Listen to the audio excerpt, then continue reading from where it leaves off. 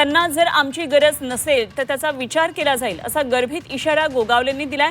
अनेक ठिकाणी स्वतंत्र लढूनही महायुतीमधले घटक पक्ष एकत्र आलेले आहेत। पुढे विधान परिषद आणि लोकसभा निवडणूक येणार आहेत, त्यामुळे आम्हालाही विचार करावा लागेल असा सज्जड दमच गोगावले यांनी दिलाय। महायुतीमध्ये जर एकत्र यायचं असेल तर सगळ्यांनी येणं गरजेचं आहे, अन्यथा मग पुढे येणाऱ्या विधान परिषदा असतील, लोकसभा असतील, त्यावेळेला पण मग आम्हाला विचार करावा लागेल, हे पण तुम्हाला सांगून टाकतो।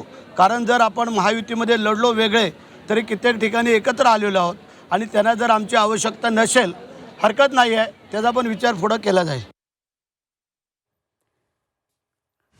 तर भरत गोगावलेंनी हा सज्जड दम दिला। यापुढे सुद्धा निवडणुका आहेत असं भरत गोगावले यांनी हा दम दिलेला आहे। रायगड जिल्हा परिषद सत्ता स्थापनेच्या हालचालींना वेग आलेला आहे आणि त्या दृष्टीनं अत्यंत ही महत्त्वाची प्रतिक्रिया आहे।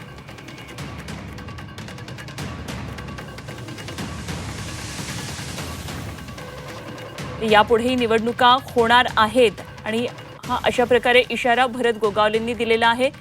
राष्ट्रवादी आणि भाजप एकत्रित येत असताना अशा प्रकारे शिवसेनेला बाजूला ठेवलं जात आहे आणि त्यामुळे भरत गोगावलेंचा हा इशारा आहे। यापुढे सुद्धा निवडणुका येणार असल्याचं भरत गोगावलेंनी विधान केलंय। ते सध्या रायगडमध्ये जिल्हा परिषदेत सत्ता स्थापनेसाठी मोठ्या हालचाली सुरू आहेत, मात्र शिवसेनेला डावललं जात आहे। भाजप आणि राष्ट्रवादी पुढे सरसावली असताना इकडे मंत्री भरत गोगावले यांनी अशा प्रकारे एक महत्त्वपूर्ण विधान केलंय। जर आमची गरज त्यांना नसेल तर त्याचा विचार केला जाईल असा गर्भित इशारा त्यांनी दिलाय।